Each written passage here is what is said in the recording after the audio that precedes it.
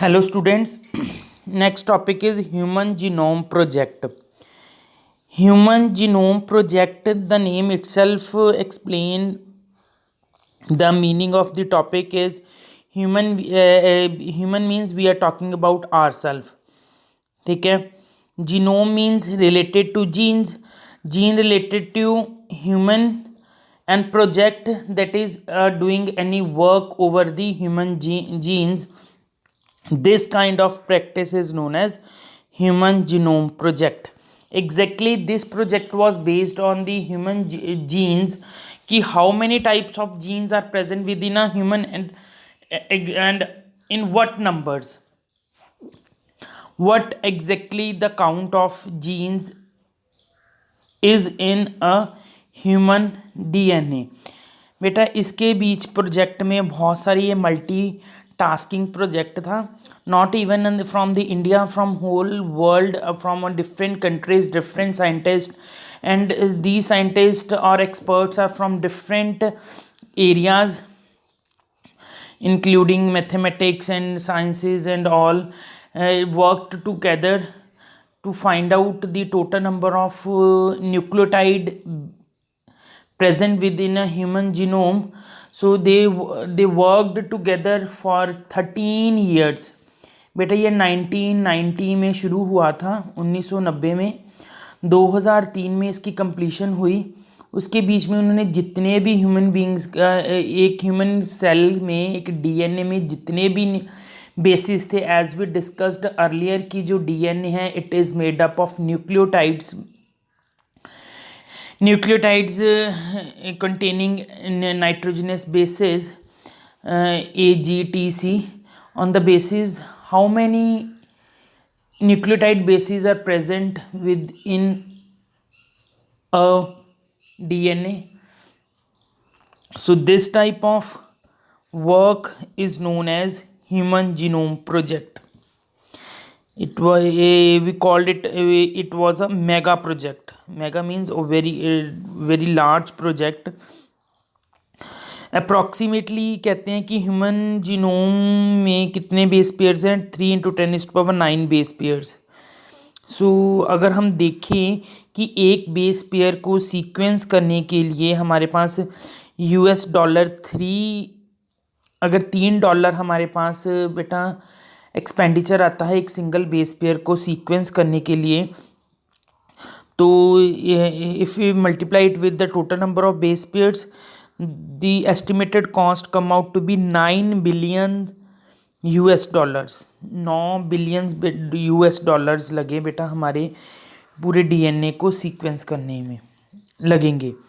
और if a single page contain 1000 letters, अगर एक सिंगल पेज पे हमारे 1000 लेटर रहते हैं, AGCTCAG what ever, and a single book having of 1000 pages, एक पेज पे 1000 वर्ड आता है, और बुक के कितने टोटल नंबर पेजेस हैं, 1000 पेजेस हैं.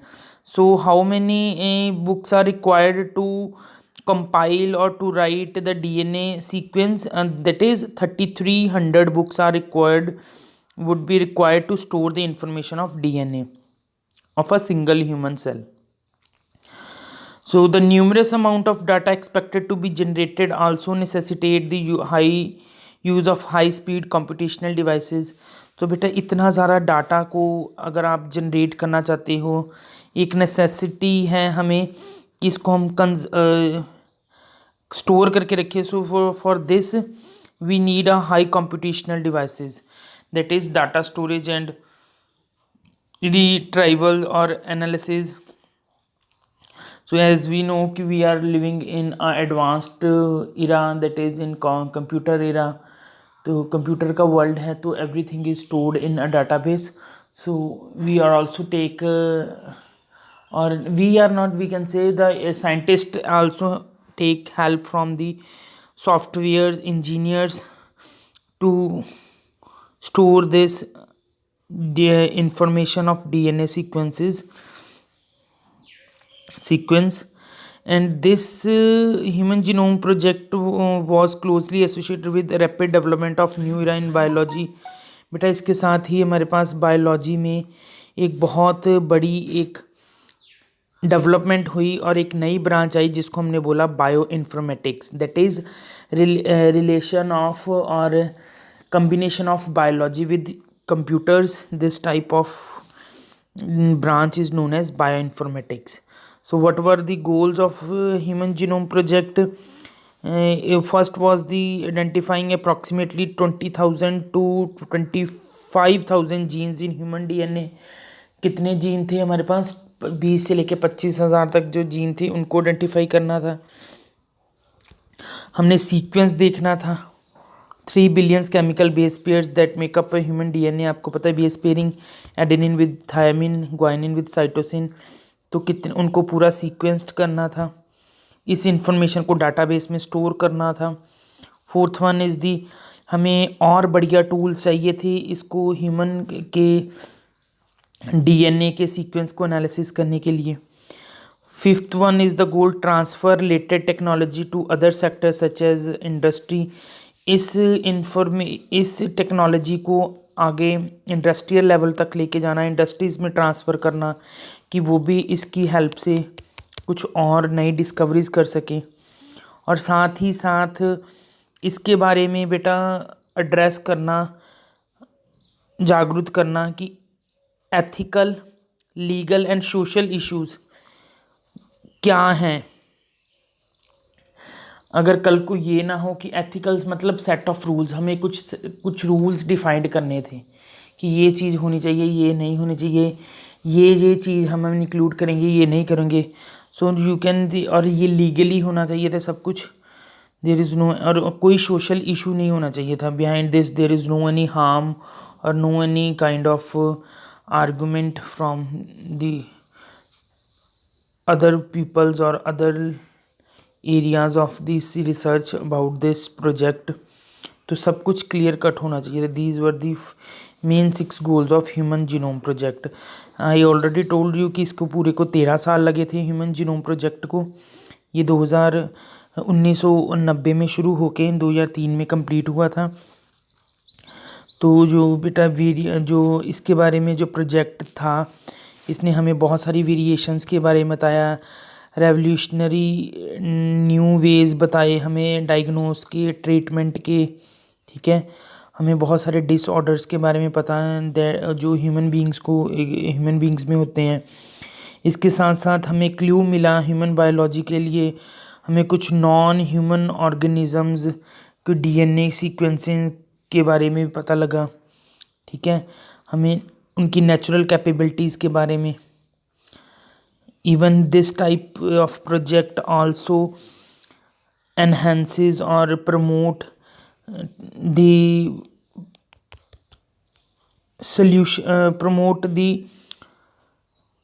solutions which can solve various challenges in the sector of healthcare, agriculture, energy production, environmental remediation। बेटा ये जो इसी के साथ में अगर हम एग्रीकल्चर कर रहे हैं, कोई भी लिविंग बीइंग है, अगर हम उसके बीच में कोई डिसऑर्डर है, कोई जेनेटिक बेस्ड प्रॉब्लम है, उनके सॉल्यूशंस हमें कहाँ से मिले? इस प्रोजेक्ट से मिले। इस प्रोजेक्ट ने बहुत ही ज़्यादा से ज़्यादा इसकी डिस्कवरीज हुई। हमें बहुत ही ज़्यादा सिंपल एक डीएनए की सीक्वेंसिंग ही नहीं, साथ में साथ हमें कुछ और नई चीज़ों के बारे में बहुत कुछ पता चला। कुछ हमें जैसे many non human models organism such as bacteria, yeast, ठीक है, caenorhabditis elegans, a free living non pathogenic nematodes, drosophila fruit fly है, प्लांट्स, राइस, ठीक है, and arabidopsis et cetera have also been sequenced. इनके सभी की DNA sequencing भी हमने की, ठीक है। तो ये बहुत ही पावरफुल प्रोजेक्ट था। इससे हमें बहुत ही ज़रा हाई लेवल के एडवांटेजेस मिले। मेथडोलॉजी क्या है बेटा इसके बीच में? मेथडोलॉजी बेटा इसमें 2 मेन अप्रोचेस हैं। पहली अप्रोच तो है कि हमने किस पे फोकस करना है, सारे जीन को हमने फोकस करना है। कोई जो हमारे डीएनए में प्रेजेंट है, चाहे वो जैसे कि एक्सप्रेस्ड करते हैं। जैसे हमने ट्रांसक्रिप्शन के बाद पढ़ा ही था कुछ, जहाँ कुछ नॉन कोडिंग रीजन कुछ कोडिंग होते हैं, कोडिंग रहते थे, नॉन कोडिंग स्प्लाइस आउट हो जाते हैं। तो इसी की वजह से हमने इसके बीच में पहली अप्रोच किया थी कि हमें फोकस करना है सभी जीन पे जो एक्सप्रेस करते हैं एज आ आरएनए, और उनको हम क्या बोलते हैं, एक्सप्रेस्ड सीक्वेंस टैग्स, ESTs। ठीक है। और दूसरा हमें क्या था कि हमने अपनी अप्रोच को सीक्वेंसिंग करनी है सारे जीनोम की, set of genome that contain all coding and non coding sequence. और दूसरे हमने सीक्वेंस के टाइम पे सारे ही जीन्स को इंक्लूड करना है, whether they are coding for any protein और नो और नॉट। हमने सारे कोडिंग नॉन कोडिंग सीक्वेंसेस सभी को क्या करना है, सीक्वेंस करना है।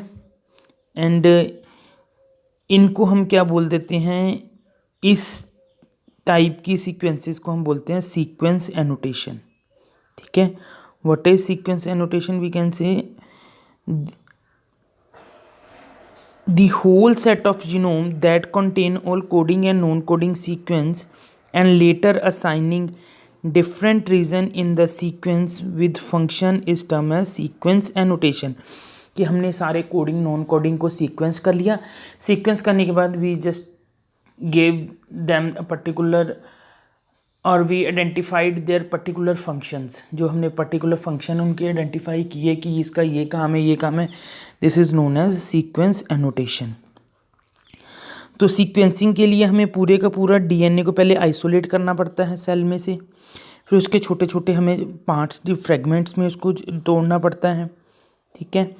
फिर उन सेगमेंट्स को बेटा हम क्लोनिंग टेक्निक है हमारी बायोटेक्नोलॉजी की, उसके थ्रू हम उसको वेक्टर में डाल के किसी होस्ट में उसको ट्रांसफ़र करते हैं। जैसे वेक्टर हमने यहाँ पे दो हैं, बैक्टीरियल आर्टिफिशियल क्रोमोसोम और यीस्ट आर्टिफिशियल क्रोमोसोम। इन वेक्टर्स की हेल्प पे हम उसको कई होस्ट में डाल के उनकी नंबर ऑफ कॉपीज़ जनरेट कर लेते हैं। ठीक है। जो हमने डीएनए सेगमेंट्स पहले डीएनए को आइसोलेट किया, उसको तोड़ा, तोड़ने के बाद हमने उसको क्या किया, एम्पलीफाई किया। एम्पलीफाई किसके हेल्प से किया? वेक्टर की हेल्प से। वेक्टर में उसको इंसर्ट करके हमने होस्ट में उसको डाल दिया, होस्ट में जाके उसकी नंबर ऑफ कॉपीज़ बन गई। तो इन वेक्टर्स की हेल्प से वो एम्पलीफाई हो गया। एम्पलीफिकेशन के बाद हमने उसको क्या किया, फ्रेगमेंट्स को प्रॉपरली सीक्वेंस्ड किया। किसकी हेल्प से? Automated DNA sequencer. एक हमारे पास इंस्ट्रूमेंट है जो ऑटोमेटिकली डीएनए को क्या करता है, सीक्वेंस कर देता है। तो वो किसके प्रिंसिपल पे, ऑटोमेटेड डीएनए सीक्वेंसर किसके प्रिंसिपल पे काम करता है? ये मेथड किसने डेवलप किया था? फ्रेडरिक सेंगर ने।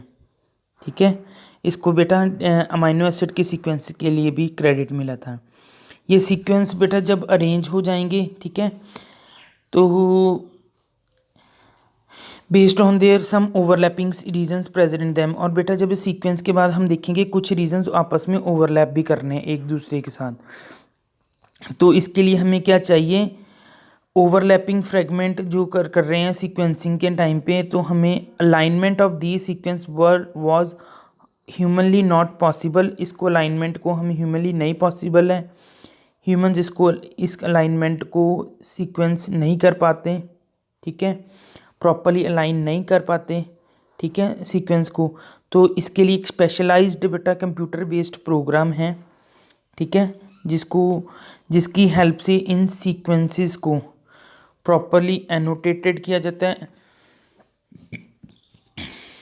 एनोटेट करना क्या होता है? उसकी स्टडी करनी, रिवीजन करनी, दोबारा उन सीक्वेंसेस को रिवाइज किया जाता है, फिर उनको प्रॉपरली असाइन किया जाता है हर क्रोमोसोम के लिए। तो जो क्रोमोसोम 1 का बेटा जो सीक्वेंसिंग जो कंप्लीट हुई थी वो हमारी कब हुई थी? मई 2006 में। कब हुई थी? मई 2006 में। वो किसकी थी? And this was the last of the 24 human chromosome and 22 autosome and X and Y. इसके बीच में बेटा हमारी सारी की सीक्वेंसिंग कब कंप्लीट, इसके इंक्लूड की लास्ट किसकी हुई थी? 24 ह्यूमन क्रोमोसोम्स।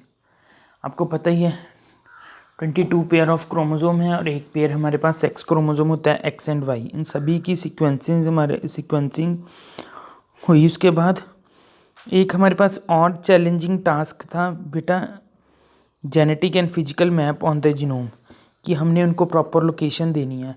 तो आगे वाली क्लासों में हम जाके पढ़ोगे कि जेनेटिक मैप में हम कैसे उनको मैप यूनिट्स की हेल्प से हमको उनकी मैपिंग करते हैं।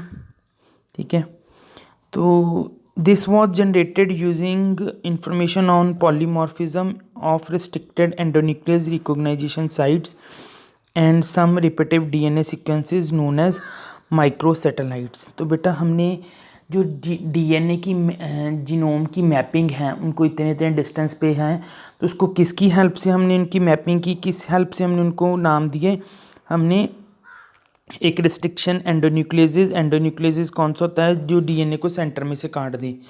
ठीक है, कुछ साइट्स हमने रख ली कि हाँ ये साइट्स हैं, यहाँ पे एंडोन्यूक्लियस गया, उसने वहाँ पे डीएनए को काट दिया। ये साइट्स हैं जहाँ हमने क्या किया, यहाँ पे डीएनए सीक्वेंस रिपीट हो रहा था, उन सीक्वेंसेस को हम क्या बोलते हैं, माइक्रो सैटेलाइट्स।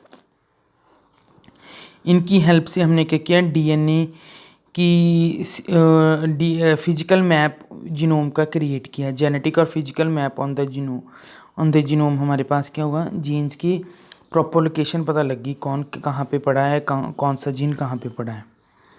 तो और एक ये जो one of the applications of polymorphism in repetitive DNA sequence shall be explained in next section of DNA fingerprinting। हम polymorphism को बेटा आगे DNA fingerprinting में भी पढ़ेंगे। polymorphism means, poly means बहुत, morphism means हमारे DNA सीक्वेंसेस बहुत होंगे। ठीक है, number of genes combined to express a single character। तो और जो डीएनए सीक्वेंस है बार बार रिपीट हो रहा है, उसको हम पॉलीमॉर्फिज्म कह देते हैं। ठीक है, तो बार बार उसका आना, तो वो भी एक तरह से हमारे पास एक लोकेशन बन जाती है, एक जेनेटिक मैप में एक हमारे पास एडवांटेज आ जाती है, जिसकी हेल्प से हम क्या कर सकते हैं, जीनोम की जेनेटिक मैपिंग कर सकते हैं। नेक्स्ट है salient feature, we will discuss in next lecture.